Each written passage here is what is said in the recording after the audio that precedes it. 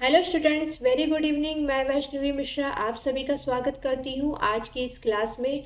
तो आज की जो क्लास है वो बेस्ड है टोटली 21 फरवरी 2024 का फर्स्ट शिफ्ट का पेपर एसएससी जीडी का।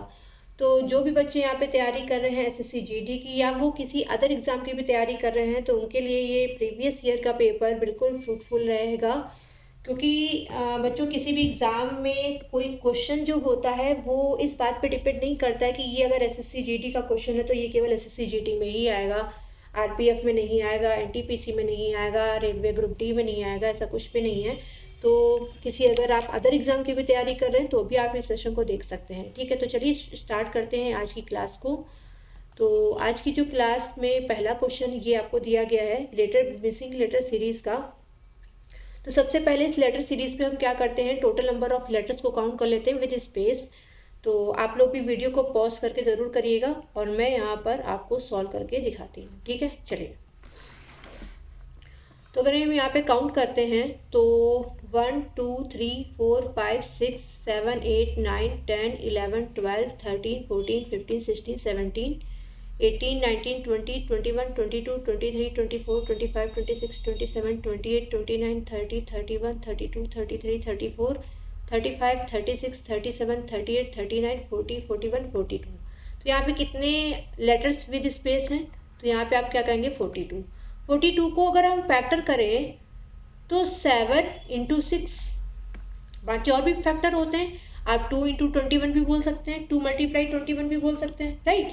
तो हमें बहुत छोटे फैक्टर नहीं लेने, बहुत बड़े फैक्टर नहीं लेने हैं। तो या तो यहाँ पे पेयर 7 का बनेगा या तो 6 का बनेगा। चलो पहले हम 7 का पेयर बना के देखते हैं। तो यहाँ पे हम यहाँ पे अगर 7 का पेयर बना के चेक करते हैं तो देखो 1 2 3 4 5 6 7। अगर आप 7 का पेयर यहाँ से कट करते हैं तो देखेंगे यहाँ पे सीरीज आपकी डी से स्टार्ट हो रही है, लेकिन यहाँ पे ई से स्टार्ट हो रही हो सकता है, चलो मान लेते हैं। लेकिन यहाँ पे देखो D E F G H है, यहाँ पे देखो D E F G H बिल्कुल सेम मिल रहा है, यानी कि पेयर यहाँ पे 7 का नहीं बनेगा। किसका पेयर बनेगा, 6 का पेयर बनेगा। तो जरा आप 6 का पेयर बनाएंगे जरा आप, तो जरा आप जब आप 6 का पेयर बनाएंगे तो आप यहाँ पे देखेंगे क्या कि यूनिफॉर्मिटी आपको मिल रही है क्या। अगर आपको ये चीज़ समझ में नहीं आई है तो आप हमें कमेंट बॉक्स में बताइएगा, मैं इसको दोबारा आपको डिफाइन ज़रूर कर दूंगी। हालांकि ये मैंने कई अपने क्लासेस में ये चीज़ आपको बार बार बताई है। चलिए देखते हैं। तो 1 2 3 4 5 6, यहाँ पे हमने 6 को कट कर दिया। नेक्स्ट देखते हैं यहाँ पर, तो 1 2 3 4 5 6, 1 2 3 4 5 6। देखो सारे के सारे पेयर हमें हमारे डी से स्टार्ट हो रहे हैं। 1 2 3 4 5 6, 1 2 3 4 5 6। अब उसके बाद ये यहाँ पे 6 हो गया, बाकी सेम। तो D E F G H, D E F G H I तक जा रहा है, तो D E F G H I, यहाँ पे आई आ गया, D E F G H आ गया, और डी ये पूरा है, डी ई एफ जी आ गया, एच आई, एंड ये भी पूरा है। और इसमें आगे देखेंगे तो डी ई, यहाँ पे किसकी कमी है, एफ की कमी है, तो हमने यहाँ पर एफ को रख दिया, राइट।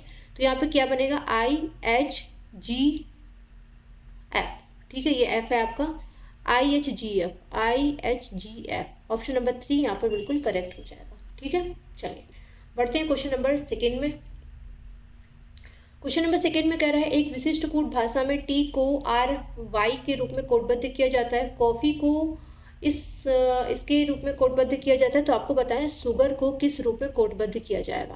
तो देखिए सबसे पहले हम यहाँ पर क्या करेंगे, एक बार पहले हम यहाँ पे पैटर्न समझ लेते हैं। कोडिंग डिकोडिंग का टॉपिक है ये, कोडिंग डिकोडिंग का क्वेश्चन है। देखते हैं यहाँ पर क्या चल क्या रहा है, टी ई ए। ठीक है, आप चाहें तो प्लेस वैल्यू लिख सकते हैं, अदरवाइज मुझे लग नहीं रहा कि इतनी ज़्यादा ज़रूरत है यहाँ पे प्लेस वैल्यू की। ठीक है, टी यू आर के बाद एच टी, यानी कि अगर हम टी में -2 कर दें तो आपका आर आ रहा है, ई के बाद +1 कर दें तो एफ आ रहा है, एंड ए के बाद -2 कर दें तो वाई आ रहा है। नहीं आया समझ में आपको, देखो T20 E5 A1 R18 F6 Y25। यहाँ तो समझ में आ गया, 20 से 18 गया, -2 हो गया, 5 to 6 हुआ, +1 हो गया। बट यहाँ पे 1 है, यहाँ पे 25 है, यहाँ पे -2 कैसे हो रहा है। तो बेटा हमने आपको बताया है कि कभी भी आपकी सीरीज में अगर लास्ट के लेटर हों और स्टार्टिंग के लेटर्स हों, जैसे कि यहाँ पे Y Z A B सी, इसी तरीके से सो ऑन, इसी तरीके की सीरीज चल रही हो, और आपको यहाँ पे पता है कि y हमारा 25 होता है, z हमारा 26 होता है, a 1 होता है, b 2 होता है, c 3 होता है, आप ये तो पढ़ते हैं, यही तो प्लेस वैल्यू होती है। बट अगर कभी हमारा लास्ट से फर्स्ट में या फर्स्ट टू लास्ट कंपैरिजन हो रहा है तो हम इसको थोड़ी देर के लिए, यहाँ पे 26 था, इसको हम 27, बी को हम यहाँ पे 28 एंड सी को हम यहाँ पे 29 ये एज्यूम कर सकते हैं कैलकुलेशन पर्पज़ के लिए। ध्यान रखिएगा 27, 28, 29 ये सारी प्लेस वैल्यू नहीं है इसकी। ए की प्लेस वैल्यू कभी भी आप 27 नहीं बोलेंगे, बी की प्लेस वैल्यू कभी भी आप 28 नहीं बोलेंगे एंड सो ऑन, ठीक है। हमेशा ए बी सी की प्लेस वैल्यू 1 2 3 ही रहेगी, लेकिन कैलकुलेशन को हमें इजी बनाने के लिए हम यहाँ पे इसको 27 एज्यूम कर लेते हैं, ठीक है। तो अब देखो 27 में से 2 जाएगा तो कितना बचेगा, 25 बचेगा, ठीक है।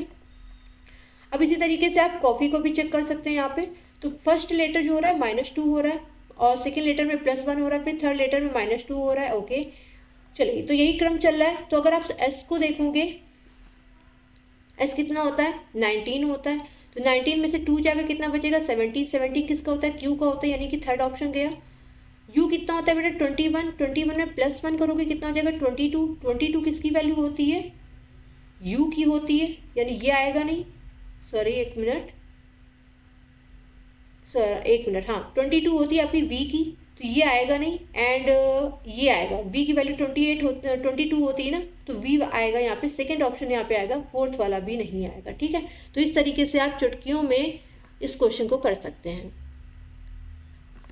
बढ़ते हैं क्वेश्चन नंबर 3 की तरफ। यहाँ पे क्वेश्चन नंबर 3 में कह रहा है इसका रिलेशन जिस तरीके से इससे है, तो वही सेम आपको पैटर्न यहाँ पे इन चारों में से फाइंड करना है, ठीक है। तो डी यहाँ पे है 6, डी यहाँ पे 4 है, और यहाँ पे एफ कितना हो गया, 6, यानी कि यहाँ पे +2 हो रहा है। कोई बात नहीं, डब्ल्यू के बाद अगर आप देखोगे तो क्या +2 होके एम आएगा, क्या नहीं आएगा। एक्स होता है 24, 24 के बाद यहाँ पे 26 आना चाहिए, नहीं आ रहा है। बी के बाद यहाँ पे ए आना चाहिए, बी के बाद यहाँ पे क्या कहते हैं +2 करोगे तो डी आना चाहिए, यहाँ पे ए आ रहा है, ओके। एफ यहाँ पे 6 होता है, एच यहाँ पे 8 होता है, क्या ये +2 हो रहा है, क्या बिल्कुल हो रहा है। तो सीधे आप यहाँ पे 4th पे टिक मारो और आगे बढ़ो, ठीक है। अगर यहाँ पे हमारा एफ और एच किसी और भी ऑप्शन में सेम होता, या कोई ऐसा पैटर्न बन रहा होता जिसमें +2 और भी हो रहा होता, तो फिर हम आगे सेकेंड लेटर को भी चेक करते। हालांकि हमें यहाँ पे चेक करने की जरूरत है नहीं, ठीक है। तो आप जितनी जल्दी इस क्वेश्चन को कर सकते हो उतनी जल्दी आप करिए, ठीक है। बाकी एक बार मैं समझा देती हूँ, क्योंकि ज़रूरी नहीं कि एग्जाम में सेम ऐसा ही क्वेश्चन आ जाए। हालांकि एग्जाम का ही क्वेश्चन है, लेकिन कोई ज़रूरी नहीं कि एग्जाम में सेम ऐसा ही क्वेश्चन आ जाए। तो हम एक बार आपको पूरा पैटर्न बना के दिखा भी देते हैं, ताकि आपको पूरा ज्ञान मिले। अधूरा ज्ञान खतरनाक होता है वैसे भी। X24, F6, I9, M13, Z26। देखिए +2, +2, +2, +2, सभी में +2 हो रहा है, ठीक है। तो हमें उतना ही पकड़ना है जितने से हमें जल्दी से जल्दी आंसर मिल जाए। चलिए आगे करते हैं इसको, आगे इस क्वेश्चन को सॉल्व करते हैं। ये आपका दिया गया सिलोगिज्म का क्वेश्चन, तो सिलोगिज्म के क्वेश्चन को करते हैं सॉल्व। आप वीडियो को पॉज करिए, बनाइए, ठीक है। चलिए यहाँ पे सिलोगिज्म में स्टेटमेंट में दे रहा है सम यू आर सी, ठीक है, सम यू आर सी, ठीक है। नो एल इज यू, ये सी है आपका, ठीक है। नो एल इज यू, कोई भी एल जो है वो यू नहीं है, कट कर देंगे इसको। कंक्लूजन में कह रहा है सम एल आर यू, कुछ एल यू है। एक बात बताओ, जब यहाँ पे उसने कह दिया कि कोई भी एल यू नहीं है, और यहाँ पे क्या कह रहा है, कंक्लूजन में कह रहा है कि कुछ एल यू है, ये तो बात उल्टी हो गई ना, है ना। एक तरफ तो तुम कह रहे हो कि आज हमने सुबह नाश्ते में पिज़्ज़ा खाया था, और फिर तुम कह रहे हो कि नहीं आज मैंने नाश्ते में सुबह पिज़्ज़ा नहीं खाया था, मैंने तो आज रोटी खाई थी, ठीक है। तो उल्टी बात हो गई ना, दोनों बातें अलग अलग हो गई ना, तो फर्स्ट कंक्लूजन यहाँ पे गलत हो गया। सेकेंड कंक्लूजन में कह रहा है सम सी आर नॉट एल, कुछ सी ऐसे हैं जो एल नहीं है। कुछ सी ऐसे हैं क्या जो एल नहीं है, तो बेटा कौन से सी ऐसे हैं जो एल नहीं है, तो सी का वो पार्ट जो यू में कॉमन हो रहा है वो कभी भी एल होगा क्या, आप बताओ, क्या कभी भी वो एल हो सकता है, नहीं हो सकता है। तो यहाँ पे कह रहा है कि इस पूरे सी में, ये जो सी का पूरा पार्ट है, इस पूरे सी में क्या इस सी का कोई भी ऐसा आपको पार्ट दिख रहा है जो एल में नहीं जा सकता, तो आप कहोगे यस बिल्कुल दिख रहा है। कौन सा पार्ट, सी का वो पार्ट जो यू के साथ कॉमन है वो कभी भी एल में नहीं जाएगा। तो ये वाला कंक्लूजन बिल्कुल करेक्ट हो जाएगा। ठीक है, तो इस अकॉर्डिंग हमारा आंसर क्या बनेगा, only conclusion second follow. Option number 4 यहाँ पे हमारा करेक्ट आंसर बन जाएगा। उम्मीद करती हूँ आपको समझ में आ रहा होगा बच्चों। अगर कहीं पे भी आपको दिक्कत आ रही है जरा सा भी, तो आप हमें कमेंट में ज़रूर बताइएगा कि मैम इस क्वेश्चन को अगले सेशन में रिपीट कर दीजिएगा, तो मैं ज़रूर से रिपीट कर दूंगी। ठीक है, आपका कोई भी डाउट नहीं रहना चाहिए। ठीक है,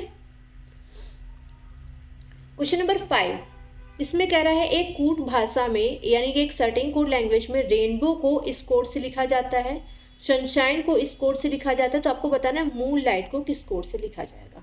ठीक है, चलिए सॉल्व करते हैं इसको। तो रेनबो में अगर हम यहाँ पे देखें, देखो मैं इसको अलग से लिख के दिखाती हूँ ताकि हर एक बच्चे को समझ में आए।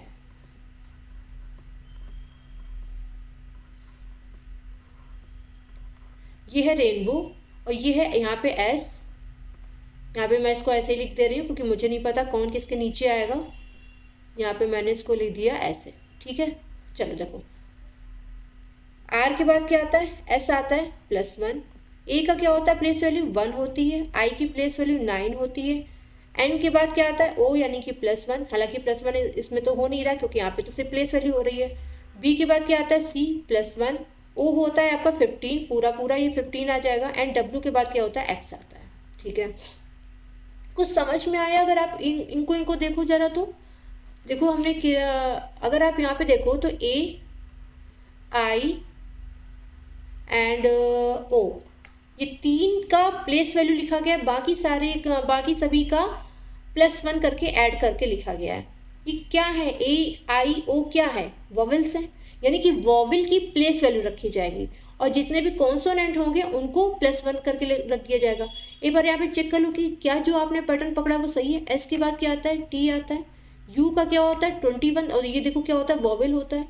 एन आपका एन के बाद क्या आएगा, यहाँ पर ये ओ है बेटा, 0 नहीं है। ठीक है, ये ओ है। मैं एक बार इसको पीछे भी करेक्ट कर देती हूँ, यहाँ पे भी शायद गड़बड़ होगा। ये ओ है और हिंदी में भी यहाँ पे ये ओ है। ठीक है, चलो अब आगे देखते हैं। ठीक है, एंड एस का देखो यहाँ पे टी हो रहा है। एच का देखो यहाँ पर आई हो रहा है, ये आई है। जब इसको कॉपी पेस्ट करो तो थोड़ा सा इधर उधर फॉन्ट हो जाते हैं। ओके, आई का देखो क्या हो रहा है, यहाँ पर 9 हो रहा है। एन के बाद क्या आना चाहिए, ओ आना चाहिए। ये ओ है आपका, ये भी गड़बड़ हो रहा है। और ई का क्या हो रहा है, 5 हो रहा है। एक बार करेक्ट कर दूँ सारे, क्योंकि यहाँ पर चीज़ें काफ़ी सारी गड़बड़ हैं, आप लोग का फिर क्वेश्चन गलत हो जाएगा। ये आपका ओ है। ओके, एंड यहाँ पर क्या चल रहा था, यहाँ पे आई है, ये 9 है, ये ओ है। ठीक है, चलो तो देखो यहाँ पे हमें पैटर्न तो समझ में आ गया। मून लाइट का नहीं बता पाओगे क्या? एम के बाद एन आएगा, ओ होता है 15, तो 2 बार 15 आना चाहिए, दोनों बार आ रहा है। ठीक है, ये एन लिखा हुआ है। एन के बाद क्या आना चाहिए, ओ। यहाँ पे क्या आ रहा है, एम, तो खत्म हो गया। यहाँ पे ओ आ रहा है, सही हो सकता है। यहाँ पे देखो, यहाँ पे 0 लिखा हुआ है, बट मे बी हमें लगता है यहाँ पे शायद ओ हो। एक बार हम इसको ओ करेक्ट करके ओ लेके चल रहे हैं। ठीक है, क्योंकि यहाँ पे टाइपिंग मिस्टेक है।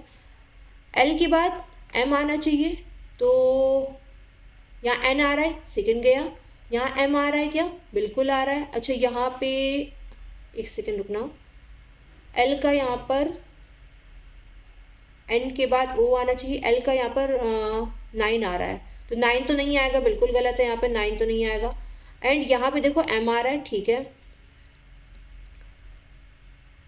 आई के बाद 9 आ रहा है, जी के बाद एच आ रहा है, एच के बाद आई आ रहा है, एंड टी के बाद यू आ रहा है। तो करेक्ट आंसर क्या बन जाएगा, ऑप्शन नंबर 4। ठीक है, ऑप्शन नंबर 4 यहाँ पे बिल्कुल करेक्ट आंसर बन जाएगा। ना समझ में आया हो, आप इसी पैटर्न को एक बार दोबारा बना के देखिएगा, आपको क्लियर हो जाएगा। क्वेश्चन नंबर 6 में आपसे कह रहा है, ये एक सेटिंग अरेंजमेंट का क्वेश्चन है। सेटिंग अरेंजमेंट के क्वेश्चन SSCGD में काफ़ी सारे पूछे जा रहे हैं, एक शिफ्ट में 2-2, 3-3 क्वेश्चन आ रहे हैं। तो आप लोग एक बार वीडियो को पॉज करिएगा, बनाइएगा। चलिए हम एक्सप्लेन करते हैं यहाँ पर। तो PQRSTUV एक रो में बैठे हुए हैं जिनका फेस किधर है, नॉर्थ। यानी कि उत्तर दिशा में देख रहे हैं। ठीक है, तो अगर आपको दिशाएं ना पता हो तो एक बार मैं आपको दिशाएं बता देती हूँ इधर शॉर्ट में। देखो, ये आपकी ईस्ट, ये वेस्ट, ये नॉर्थ, ये साउथ, यानी ये होती है पूर्व, ये पश्चिम, ये उत्तर और ये दक्षिण, यही दिशाएं होती हैं आपकी। अब उत्तर की ओर कह रहा है, यानी कि सबके सब इधर की तरफ मुंह करके बैठेंगे। ठीक है, तो हमने यहाँ पे ले लिया, कितने लोग हैं यहाँ पर, 2 2 4 2 6 2 8, 8 लोग हैं। ठीक है, चलिए अब यहाँ पे आप पहले से प्लेस मत बनाइएगा, जो जो आप पढ़ते जाइए वो बनाते जाइए। ठीक है, सभी के सभी किधर देख रहे हैं, नॉर्थ की तरफ देख रहे हैं, यानी उत्तर दिशा में देख रहे हैं। U is to the immediate right of T, यानी टी के तुरंत दाएं कहाँ बैठा है, यू बैठा है, तो सबसे पहले हम क्या बैठाएंगे, टी को बैठाएंगे। टी के सबसे दाएं, तुरंत दाएं, तो टी का दाएं किधर होगा, इधर होगा। क्यों? क्योंकि टी का मुंह उत्तर की तरफ है, तो टी के सबसे दाएं कौन बैठा है, यू बैठा है। ठीक है, T is 4 to the right of V, T जो है वो 4th प्लेस पे बैठा है, कहाँ से, वी के दाएं से, यानी वी कहीं यहाँ बैठा होगा, वी के दाया किधर होगा, इधर होगा, और टी कहाँ बैठा है, 4th प्लेस पे, यानी कि 1 2 3 और ये 4th हो गया। ठीक है, R is the neighbour of Q and S. अब यहाँ पे एक पॉइंट समझना, आर जो है वो क्यू और एस का नेबर है, तो हो सकता है कि आर क्यू और एस के साथ में ऐसे बैठा हो, या फिर ऐसा हो सकता है कि आर क्यू और एस के साथ में ऐसे बैठा हो, दोनों पॉसिबिलिटी है।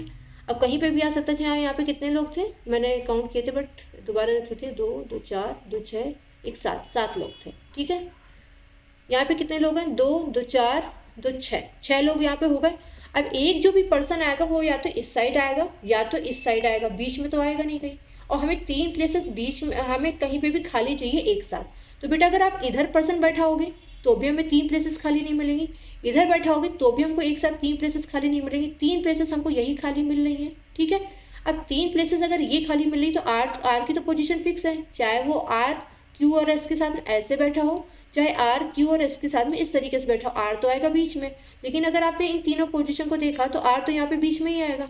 अब या तो यहाँ पे क्यू आएगा, या यहाँ पे एस आएगा, या यहाँ पे एस आएगा, यहाँ पे क्यू आएगा, कुछ भी हो सकता है। आगे बढ़ते हैं, person who is third to the left of S is at one of the end, यानी कि वो पर्सन जो एस के बाएं तीसरे नंबर पे बैठा है वो कहाँ है, वो एक एंड पर है। ठीक है, एस के बाएं तीसरे नंबर पे बैठा है, यानी कि सीधी सी बात है, एस कहाँ बैठा होगा, यहाँ बैठा होगा। एस के बाएं तीसरे नंबर पे, यानी फर्स्ट सेकेंड थर्ड, ये जो वी है ये एक एंड पे बैठा है। एंड का मतलब हो गया कि इसके बाएं और कोई नहीं बैठेगा, यानी कि जो 7वां पर्सन होगा वो किधर बढ़ेगा, इधर की तरफ बढ़ेगा। अच्छा, यहाँ पे आप एस को बैठा चुके हो तो बचा कौन, क्यू, तो आप यहाँ पे क्यू को बैठा दो। ठीक है, एक पर्सन कौन बच रहा है, पी को आपने यहाँ बैठा दिया। बढ़िया क्वेश्चन था ये। आपसे पूछ रहा है यहाँ पर कि आर की इमीडिएट राइट में कौन बैठा है, तो आर की इमीडिएट राइट में कौन बैठा है, एस बैठा है, तो करेक्ट आंसर हो जाएगा 4th। उम्मीद करते हैं आपको क्लियर हो गया होगा। आगे बढ़ते हैं, क्वेश्चन नंबर 7 में कह रहा है कि AEI का जो रिलेशन ACI से है वही रिलेशन NRV का किससे होगा। ठीक है, तो हमने यहाँ पे एक चीज़ क्या देखी, A और I यहाँ पे तो सेम आ रहा है, E का क्या हो रहा है, C हो रहा है, E का C होने का मतलब वो क्या हो गया, -2 हो रहा है। N और V फिर सेम होने चाहिए, क्या देखो N और V सेम है क्या, बिल्कुल सेम है, देखो N और V सेम आ रहा है। ऑप्शन नंबर क्या हो गया, 3rd हो गया। और R में अगर -2 करोगे तो R होता है 18, 18 में से 2 गया तो क्या हो गया, 16, 16 किसका होता है, P का होता है, तो ऑप्शन नंबर 3 यहाँ पर करेक्ट हो जाएगा। ठीक है, नेक्स्ट क्वेश्चन, क्वेश्चन नंबर 8। यहाँ पे क्वेश्चन नंबर 8 कह रहा है 74, 61, 82, 53, 90 और फिर आपको क्वेश्चन मार्क की वैल्यू बतानी है। तो अगर आप इस सीरीज को ध्यान से देखो तो सीरीज घटी फिर बढ़ी, फिर घटी फिर बढ़ी, फिर घट, अब फिर तो घटेगी ही घटेगी। तो यानी यहाँ पे कॉन्सेप्ट क्या चला है, अल्टरनेट सीरीज का चल रहा है। अल्टरनेट सीरीज का मतलब हो गया ये पैटर्न। ठीक है, ये आप पैटर्न देख रहे हो, ये वाला पैटर्न चल रहा है। तो 74 से 82 कितने का ज़्यादा है बेटा, +8। 82 से 90 कितना ज़्यादा है, +8। ठीक, 61 से 53 क्या हो रहा है बेटा, -8 हो रहा है। एंड 53 से माइनस का आप 8 करोगे तो कितना आ जाएगा, 45 आ जाएगा। तो करेक्ट आंसर क्या हो जाएगा, ऑप्शन नंबर 4। ठीक है, क्वेश्चन नंबर 9 में कह रहा है एक पासे की 2 स्थितियां दी गई हैं, 3 वाले फलक के विपरीत फलक पे क्या आएगा।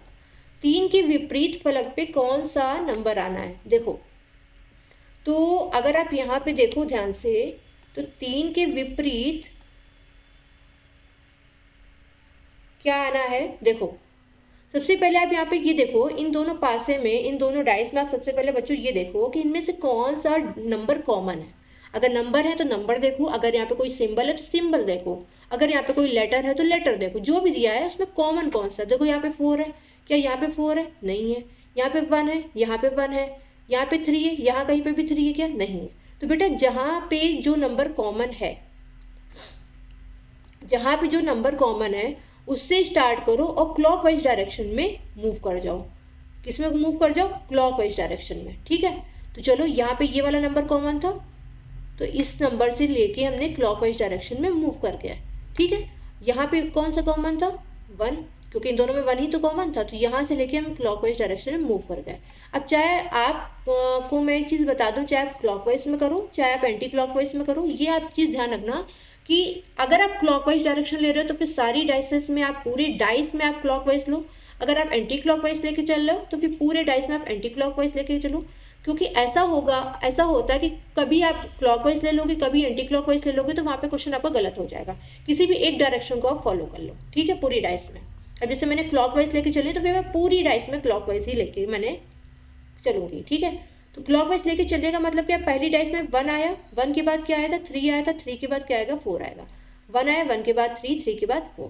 यहाँ पे क्या आया था, दूसरी वाली डाइस में 1, 1 के बाद क्या आया था 5, 5 के बाद क्या आया, 6 आया। आपसे किससे पूछा गया, 3 के विपरीत फलक पे, तो 3 के नीचे कौन सा नंबर आ रहा है, 5 आ रहा है, तो 3 के अपोजिट कौन सा बेटा नंबर होगा, 5 होगा। ऑप्शन नंबर सेकेंड यहाँ पे बिल्कुल करेक्ट हो जाएगा, ठीक है।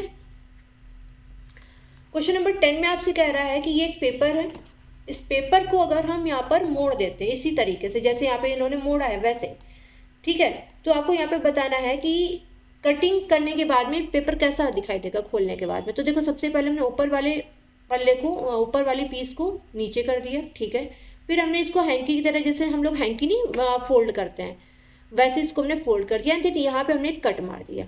अच्छा, जब आप यहाँ पे कट मारोगे, ये जो चैप्टर ये पूरा आपका टोटल इमेजिनेशन पे है। जब आप इसको देखो, आपने इसको ऐसे फोल्ड किया था ना, और फिर यहाँ पे आपने कट मार दिया था, ट्रायंगुलर कट है ना। तो जब आप इसको खोलोगे तो एक चीज़ तो यहाँ पे ये ऐसे बनेगी, ठीक, ये आपको यहाँ पे एक स्क्वायर मिलेगा।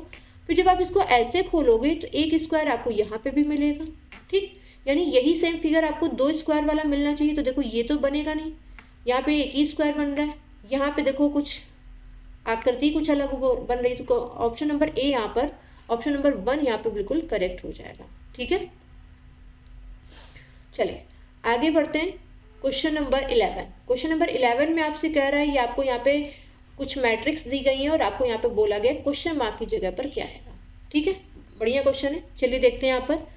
तो यहाँ पे मुझे क्या दिख रहा है, सारे लेटर तो कॉमन दिख रहे हैं, यहाँ पे कुछ मुझे डिफरेंट तो नहीं दिख रहा है। हाँ, जो सबसे ज़्यादा ध्यान मेरा अट्रैक्ट कर रहा है वो डॉलर कर रहा है।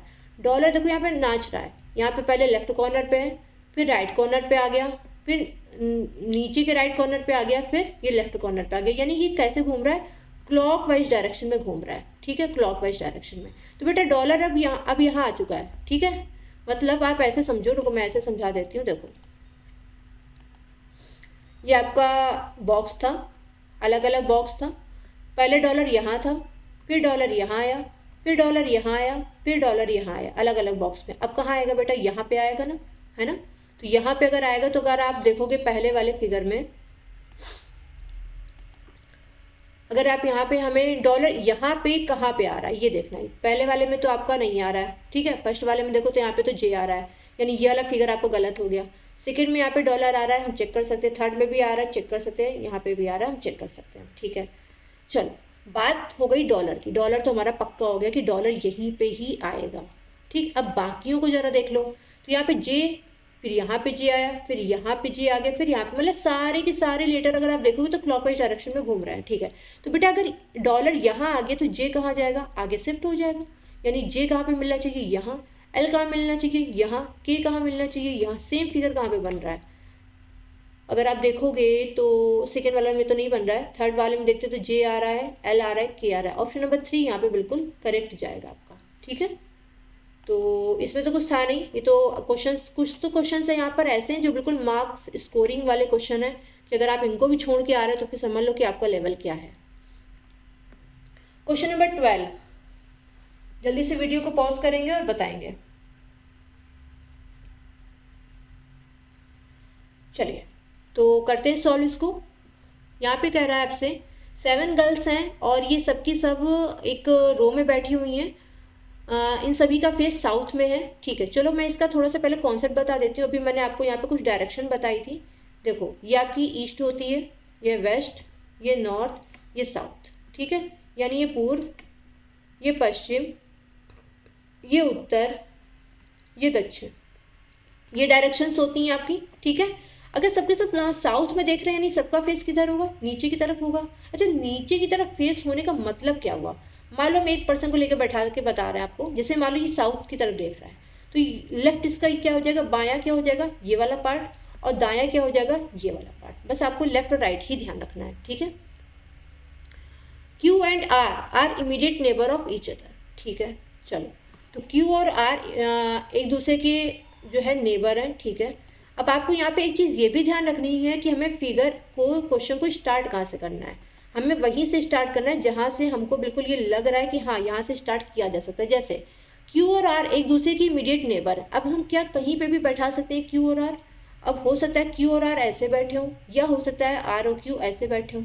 अभी हमें कुछ पता तो है नहीं, तो अभी इसको हम यहाँ पे नहीं बैठा रहे हैं। Q is at one of the instrument. Q किसी एक इंस्ट्रूमेंट पे है। चलो एक चीज़ तो पता चल गई। तो अगर Q यहाँ पे है यानी सिंपल सी बात है R यहाँ पे होगा, और Q के इंस्ट्रूमेंट पे यानी Q के इधर कोई भी नहीं होगा। अब यहाँ पे हमको बनानी पड़ेगी पॉसिबिलिटी। ठीक है, अब एक बार हमने यहाँ पे Q ले लिया और एक बार हमने यहाँ पे R ले लिया। Q इंस्ट्रूमेंट पे है यानी कि Q के इधर कुछ भी नहीं आएगा। ठीक है, P is 4 to the left of Q। अब देखो क्या कर रहा है, Q के लेफ्ट में P 4th है, Q के लेफ्ट में यानी इधर, क्योंकि Q साउथ फेसिंग है, सबके सब साउथ फेसिंग दे रहे हैं, तो Q का लेफ्ट किधर हो जाएगा, जिधर आपका राइट है उधर। तो P जो है 4th पोजीशन पे है Q के लेफ्ट में। तो देखो 1 2 3 4 P यहाँ पे आ गया। और अगर आप यहाँ पे देखोगे Q के लेफ्ट में जाओगे तो Q तो साउथ फेसिंग है, Q का लेफ्ट तो इधर आएगा नहीं, Q का तो राइट इधर आएगा, यानी ये वाली पॉसिबिलिटी आपकी गलत हो गई। ठीक है, आगे कह रहा है U is not the immediate neighbour of either P और R।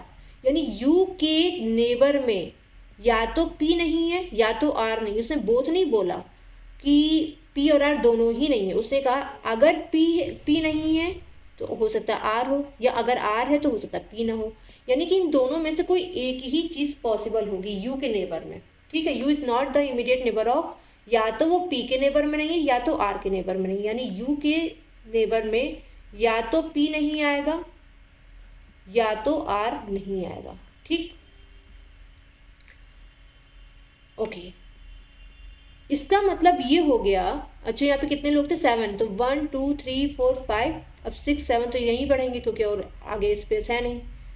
S is second to the right of V।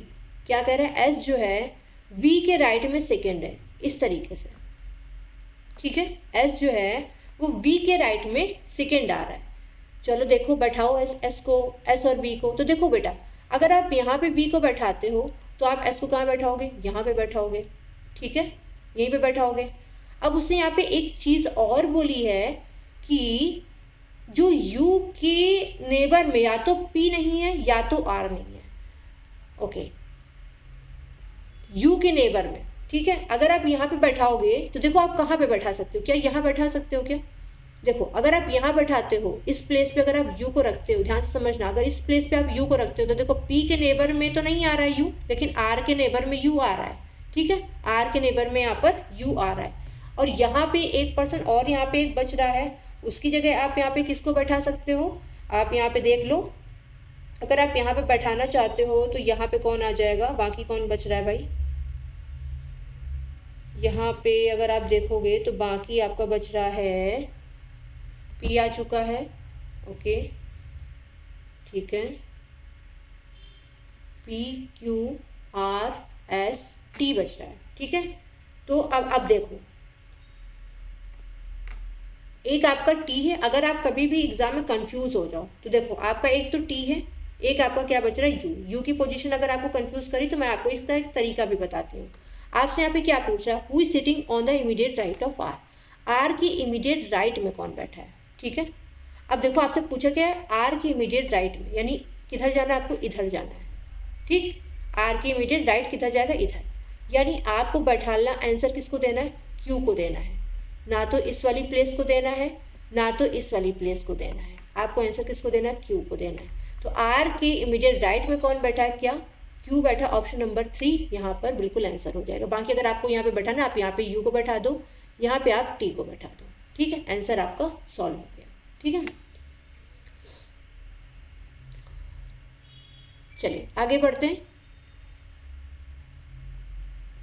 Question number 13, question number 13 में आपसे क्या कह रहा है यहाँ पर, 8, 16, 7, 14, 5, 10, 1, 2 एंड देन क्वेश्चन मार्क। देखो 8 से 16 यानी 2 टाइम्स, 7 से 14 2 टाइम्स, 5 2 10, 1 2 2, ये तो ठीक है, बट आगे यहाँ पे क्या आएगा, तो देखो कुछ नहीं था इस क्वेश्चन में भी, 2 टाइम्स तो हो रहा है, बट अगर आप गैप देखोगे 8 से 7 तो -1, 7 से 5 -2, 5 से 1 माइनस का 4, बेटा चल क्या रहा है ये, -1 को हम यहाँ पे लिख सकते हैं 2 की पावर 0, ठीक, इसको हम यहाँ पे क्या लिख सकते हैं -2 की पावर 1, इसको हम क्या लिख सकते हैं -2 की पावर 2, तो बेटा आगे क्या आएगा यहाँ पर -2 की पावर 3 यानी कि -8। तो बेटा अगर आप यहाँ पे -8 रखोगे तो यानी यहाँ पे -8 में से 1 जाएगा तो कितना बचेगा बेटा, -7 बचेगा, तो -7 अब यहाँ पे आपका आंसर हो जाएगा ऑप्शन नंबर 1। ठीक है, चलिए अगले क्वेश्चन में आपसे कह रहा है कि कौन सा यहाँ पे लेटर, कौन सा वर्ड यहाँ पे 4th पोजीशन पे होगा अगर हम इसको डिक्शनरी ऑर्डर में अरेंज करें तो हमने आपको इस टाइप का क्वेश्चन शायद 2nd या 3rd शिफ्ट में वाले पेपर में कराया था, और हमने आपको ये भी बोला था कि चौथे स्थान पे पूछ रहा है, 4th पोजीशन पे पूछ रहा है, तो गधों वाले काम मत करना, स्टार्टिंग से मत बनाना, लास्ट से बनाना, क्योंकि आपके पास 5 वर्ड्स ही हैं। ठीक है, तो सबसे बाद में कौन आएगा उसके ठीक पहले वाला अपने को देखना है। तो देखा हमने यहाँ पे क्या, PRI सेम है, PRI सेम है, PRI सेम है, PRI सेम है, PRI सेम है, यानी PRI से हमको तो कुछ मतलब नहीं है। V कितना होता है बेटा 21, S कितना होता है 19, V होता है 21, V होता है 21 एंड V होता है 21। यानी देखो अगर आप देखोगे S और V में सबसे पहले कौन आएगा, ये आएगा सेकेंड वाला प्रिजन, लेकिन हमें इससे तो मतलब नहीं है। ठीक है, ये तो हमें काट ही देना है। अब देखो सारे तो 21 है, कोई बात नहीं, V के बाद A है, V के बाद A है, V के बाद Y है, V के बाद I है, सबसे बाद में कौन आएगा बेटा, तो V के बाद Y वाला सबसे बाद में आएगा, नहीं 4th वाला तो सबसे बाद में आएगा। ओके ठीक है, अब बचा क्या, यहाँ पे V के बाद I है, यहाँ V के बाद A है और यहाँ पे V के बाद A है। ठीक है, तो V A पहले आएगा कि सॉरी लास्ट में कौन आएगा, I आएगा या A आएगा, तो I आता है, तो यानी 5th वाला लास्ट से सेकेंड नंबर पे आएगा, यानी कि आपका यहाँ पे 4th पोजीशन पूछ रहा था ना, तो 1 2 3 4 5, तो यानी कि 4th पोजीशन पे कौन सा आएगा, तो 5th वाला नंबर आएगा, यानी कि 5th में कौन सा था, प्रिविलेज, तो ऑप्शन नंबर 1 यहाँ पे बिल्कुल करेक्ट हो जाएगा। इस तरीके से आपको करना, अगर आप इधर से स्टार्ट करोगे ना 1 2 3 तो फिर आप लगाते चले जाओ, चौथे नंबर वाला आप फिर आप देख पाओगे। ठीक है, क्वेश्चन नंबर 15 में आपसे बोला है कि यहाँ पे इस क्वेश्चन मार्क की वैल्यू क्या होगी, क्वेश्चन मार्क की जगह यहाँ पर क्या आएगा। देखो यहाँ पे अगर आप देखो, सबसे पहले आप वीडियो को पॉज करो, पॉज करके बनाओ। देखो यहाँ पे हमने इन दोनों में क्या देखा कि यहाँ पे जो सर्कल है वो क्या आ रहा है, बाहर आ रहा है, यानी कि जो अंदर वाला फिगर है वो बड़ा होके बाहर आ रहा है। ठीक है, अब यहाँ पे क्या हमने देखा, यहाँ पे एक हमें काइट जैसा स्ट्रक्चर दिख रहा है, या हम ये कह सकते हैं यहाँ पर एक आपको स्क्वायर दिख रहा है, टेढ़ा स्क्वायर, बेंड स्क्वायर, तो ये स्क्वायर बिल्कुल बड़ा होके वैसे ही आ गया। ठीक है, चलो मान लिया। अब इसके नीचे हमें अंदर क्या दिख रहा है कि स्क्वायर दिख रहा है। ठीक, ये स्क्वायर कैसा हो गया, ये बड़ा हो गया। ठीक, इसके अंदर आपको यहाँ पे क्या दिख रहा है, रेक्टेंगल दिख रहा है, तो अब यहाँ पे बड़ा सा रेक्टेंगल होना चाहिए, तो फर्स्ट में तो बड़ा सा रेक्टेंगल देखो दिख रहा है ये वाला। ठीक, सेकंड में क्या रेक्टेंगल है क्या, नहीं, थर्ड में रेक्टेंगल है क्या, नहीं, फोर्थ में रेक्टेंगल तो है लेकिन टेढ़ा है, लेकिन यहाँ पे हमने क्या देखा कि जैसा अंदर स्ट्रक्चर सेम वैसे ही बाहर आ रहा है, तो यहाँ पे देखो रेक्टेंगल ही कैसा अंदर इस तरीके से है, और इसी तरीके से हमको रेक्टेंगल बाहर चाहिए, तो ऑप्शन नंबर ए यहाँ पर हमारा करेक्ट हो जाएगा। क्वेश्चन नंबर 16, चलिए सॉल्व करते हैं क्वेश्चन नंबर 16। इसमें क्या कह रहा है, दिए गए समीकरण को सही बनाने के लिए कौन से दो चिन्हों को आपस में बदलना पड़ेगा। देखो भाई, कौन से दो चिन्ह आपस में बदलने पड़ेंगे इस समीकरण को सही बनाने के लिए।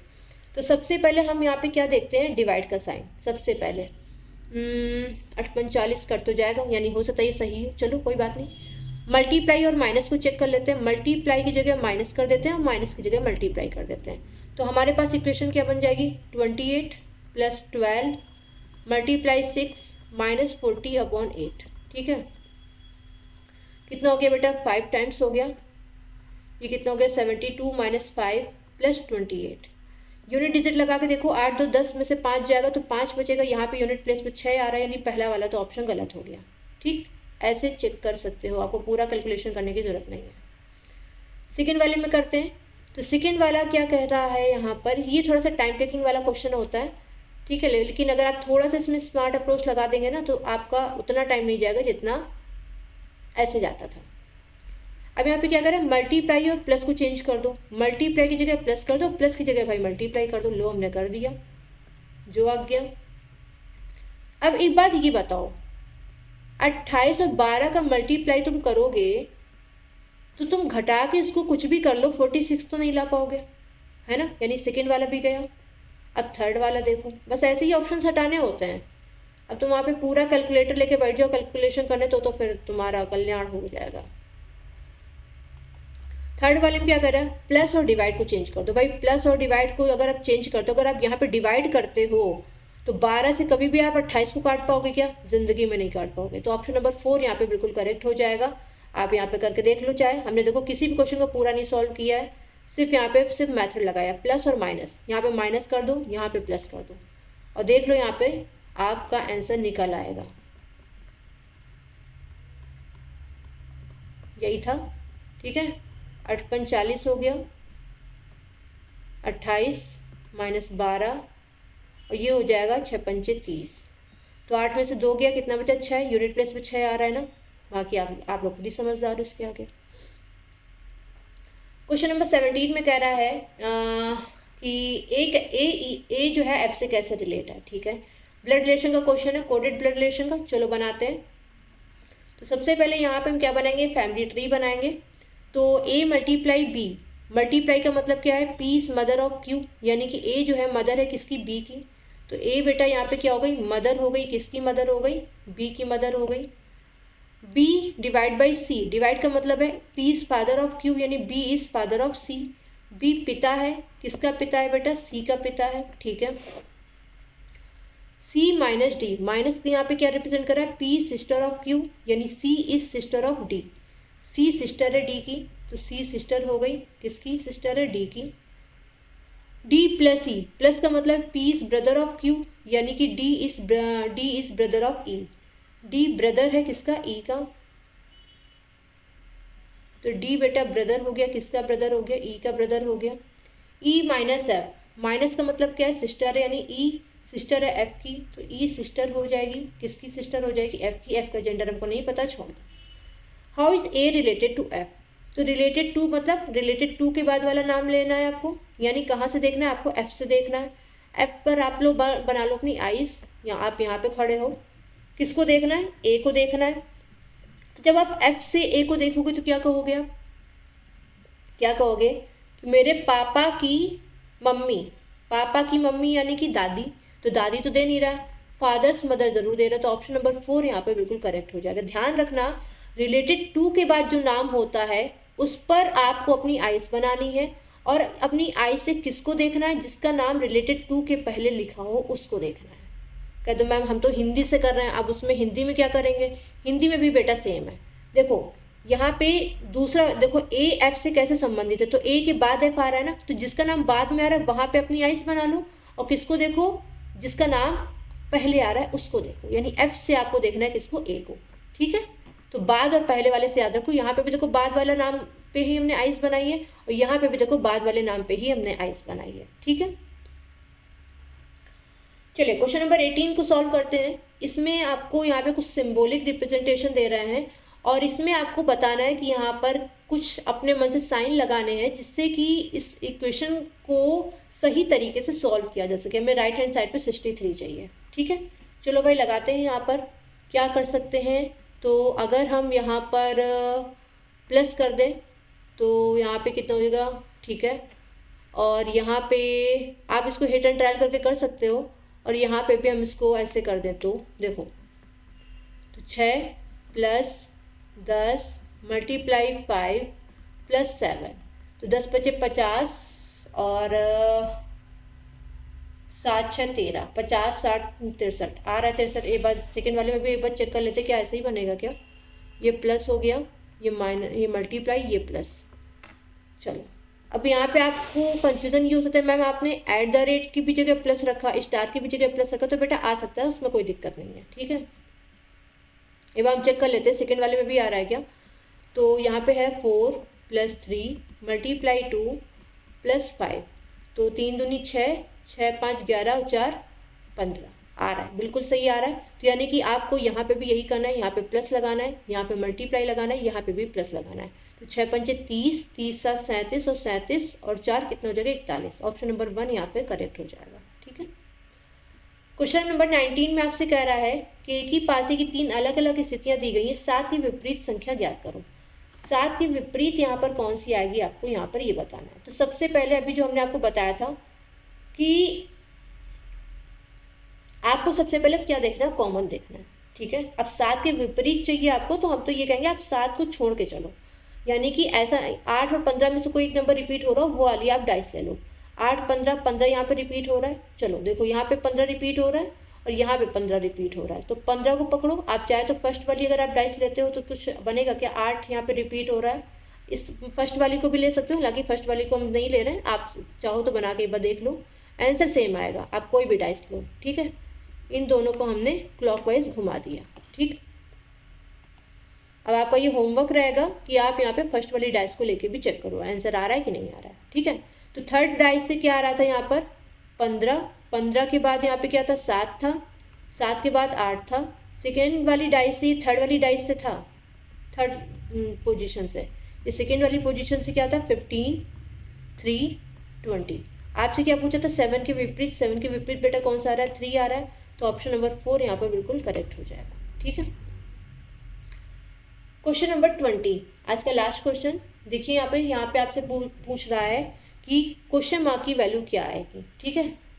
तो एल के बाद MNO 3 लेटर छोड़े तो क्या आ गया P आ गया, P के बाद QRS 3 लेटर छोड़े तो क्या आ गया T, T के बाद UVW 3 लेटर छोड़े तो क्या आ गया X आ गया, X के बाद बेटा YZA, इन 3 को छोड़ोगे तो क्या आना चाहिए B आना चाहिए, B से स्टार्ट होना चाहिए।